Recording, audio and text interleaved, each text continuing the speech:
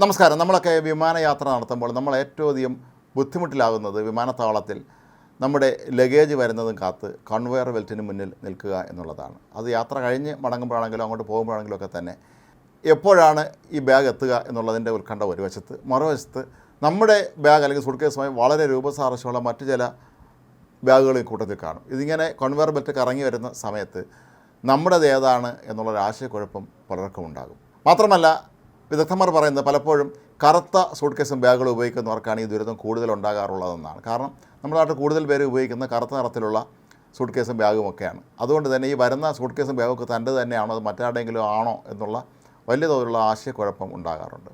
അപ്പോൾ ഇതിൽ നിന്നൊക്കെ തന്നെ രക്ഷ നേടുന്നതിന് വേണ്ടി എന്താണ് പലരും ചെയ്യുന്നത് എന്ന് നമ്മൾ ആലോചിക്കുമ്പോൾ ഏറ്റവും എളുപ്പമുള്ള വഴി ആ ബാഗിൻ്റെ ഹാൻഡിൽ, സൂട്ട്കേസിൻ്റെ ആണെങ്കിലും ബാഗിൻ്റെ ആണെങ്കിലും ഹാൻഡിലിൽ ഒരു റിബൺ കെട്ടിയിടുക എന്നുള്ളതാണ്. ഭയങ്കര കടുത്ത നിറത്തിലുള്ള റിബൺ കെട്ടിയിടുകയും ഈ റിബൺ നോക്കി നമ്മുടെ ബാഗ് തന്നെയാണ് എന്ന് മനസ്സിലാക്കാനും കഴിയും. പക്ഷേ യഥാർത്ഥത്തിൽ ഈ ബാഗ് കെട്ടുന്നത് വലിയ ദുരിതത്തിലേക്ക് നമ്മളെ കൊണ്ടുവന്ന് എത്തിക്കുമെന്നാണ് ഇപ്പോൾ വ്യോമയാന വിദഗ്ധർ ചൂണ്ടിക്കാട്ടുന്നത്. ഇതിന് കാരണങ്ങൾ പലതാണ്. ഒന്നാമതായി ഇത്തരത്തിൽ ഹാൻഡിലിൽ നമ്മൾ റിബൺ കെട്ടുമ്പോൾ ഇത് സ്കാനിങ് നടക്കുന്ന സമയത്ത് ആ പരിശോധനയെ തടസ്സപ്പെടുത്തുമെന്നാണ് പറയപ്പെടുന്നത്. സ്കാനിങ് യന്ത്രത്തിലേക്ക് ബാഗ് കടത്തിവിടുമ്പോൾ ഇത്തരം റിബണുകൾ ആ കൃത്യമായ പരിശോധനയെ തടസ്സപ്പെടുത്തും. അങ്ങനെ തടസ്സപ്പെട്ടു എന്ന് ബോധ്യമായാൽ പിന്നെ അധികൃതർ ചെയ്യുന്നത് ഈ ബാഗുകൾ തുറന്ന് മുഴുവനായും പരിശോധിക്കുക എന്നുള്ളതാണ്. പലപ്പോഴും നമ്മൾ ദൂരയാത്രയ്ക്ക് പോകുമ്പോൾ ഒരുപാട് സാധനങ്ങൾ ബാഗിനകത്ത് അടുക്കി വെച്ചിരിക്കുകയായിരിക്കും. പിന്നീട് ഈ മുഴുവൻ സാധനങ്ങളും പുറത്തെടുക്കേണ്ടി വരും. ഇങ്ങനെ എല്ലാ പരിശോധനയും കഴിഞ്ഞ് വരുമ്പോഴേക്കും മിക്കവാറും വിമാനം അതിൻ്റെ വഴിക്ക് പോയിട്ടും ഉണ്ടാകും. അപ്പോൾ ഇതൊക്കെ ഒഴിവാക്കാൻ പിന്നെ എന്താണ് പോംവഴി എന്നാണ് പലരും അന്വേഷിക്കുന്നത്. മാത്രമല്ല, മറ്റൊരു അപകടം കൂടി ഇപ്പോൾ ഇവർ ചൂണ്ടിക്കാട്ടുന്നുണ്ട്. അവർ പറയുന്നത് മറ്റു ചിലരാകട്ടെ റിബൺ കെട്ടുന്നതിന് പകരം ചില സ്റ്റിക്കറുകൾ ഒട്ടിക്കും സൂട്ട്കേസുകളുടെ പുറത്ത്. സ്വന്തം പേരും വിലാസവും മറ്റു എഴുതിയ സ്റ്റിക്കറുകൾ ഒട്ടിക്കും. ഈ സ്റ്റിക്കറുകളും സ്കാനിങ്ങിന് തടസ്സമായി മാറും.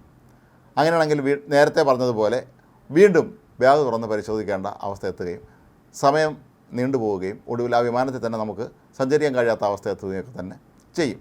അതുകൊണ്ട് തന്നെ ഇതും അങ്ങോട്ട് ഒഴിവാക്കുക എന്നാണ് വിദഗ്ധന്മാർ ചൂണ്ടിക്കാട്ടുന്നത്.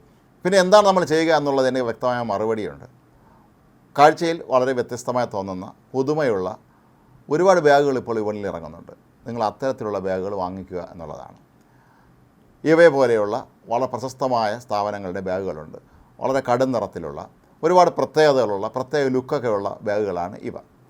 ഇതുകൊണ്ട് നിങ്ങൾക്ക് വളരെ പെട്ടെന്ന് നിങ്ങളുടെ ബാഗിനെ തിരിച്ചറിയാൻ കഴിയും. പക്ഷേ ഇവിടെ വരുന്നൊരു പ്രതിസന്ധി, ഇത്തരം അന്താരാഷ്ട്ര ബ്രാൻഡുകളുടെ പലതിൻ്റെയും ബാഗുകൾക്കും സൂട്ട്കേസും ഒക്കെ തന്നെ വളരെ വലിയ വിലയായിരിക്കും. പക്ഷേ നിങ്ങൾ വിമാനത്തിൽ സഞ്ചരിക്കുന്ന ടിക്കറ്റിനേക്കാളും വലിയ വിലയായിരിക്കും ഈ ബാഗുകൾക്ക് കൊടുക്കേണ്ടി വരിക. അപ്പോൾ അങ്ങനെ ഒരു പ്രതിസന്ധി അവിടെ അവശേഷിക്കുന്നുണ്ട്. നമുക്ക് പിന്നെ ചെയ്യാൻ കഴിയുന്ന ഒരു കാര്യം ലഗേജ് സ്ട്രാപ്പുകൾ ഉപയോഗിക്കുക എന്നുള്ളതാണ്. അവിടെ നമുക്ക് നമ്മുടെ പേരും മറ്റും എഴുതി വയ്ക്കാം. അങ്ങനെ വലിയ പ്രശ്നമില്ലാതെ കടന്നു പോകാം. മാത്രമല്ല, ഇപ്പോൾ പലരും പറയുന്നത് ഇതിന് ഏറ്റവും എളുപ്പമുള്ള വഴി നിങ്ങൾ യാത്ര പുറപ്പെടുന്നതിന് മുമ്പ് തന്നെ നിങ്ങളുടെ സൂട്ട്കേസിൻ്റെ വ്യക്തമായ 3-4 ചിത്രങ്ങൾ മൊബൈലിൽ എടുത്ത് വയ്ക്കുക.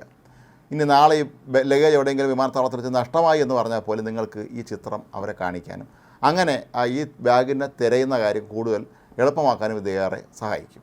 അപ്പോൾ ഏതായാലും ഇനി വിമാനയാത്രയ്ക്ക് ഒരുങ്ങുമ്പോൾ ഇത്തരം കാര്യങ്ങൾ വളരെ ശ്രദ്ധിക്കുക. നമ്മൾ എളുപ്പവഴി എന്ന് തോന്നി ചെയ്യുന്ന പല കാര്യങ്ങളും നമ്മുടെ യാത്രയെ തന്നെ അവതാളത്തിലാക്കാനും മുടക്കാനുമൊക്കെ ഏറെ കാരണമാകും എന്നാണ് ഇതിൽ നിന്നൊക്കെ നമുക്ക് മനസ്സിലാക്കാൻ കഴിയുന്നത്. വിമാനങ്ങൾ സ്ഥിരമായി യാത്ര ചെയ്യുന്ന ആളുകളെ സംബന്ധിച്ച് അവർക്ക് ഇതെല്ലാം തന്നെ കൃത്യമായി അറിയാമായിരിക്കും. ഒരുപക്ഷെ നിങ്ങൾ ആദ്യമായിട്ടാണ് ഒരു വിമാനയാത്രയ്ക്ക് പോകുന്നത് എങ്കിൽ ഈ പറഞ്ഞ കാര്യങ്ങൾ വളരെ ശ്രദ്ധിച്ചേ മതിയാകൂ. അല്ലെങ്കിൽ നിങ്ങൾ കാത്തിരുന്ന നിങ്ങളുടെ ഈ ആദ്യ വിമാനയാത്ര തന്നെ മുടങ്ങിപ്പോകും.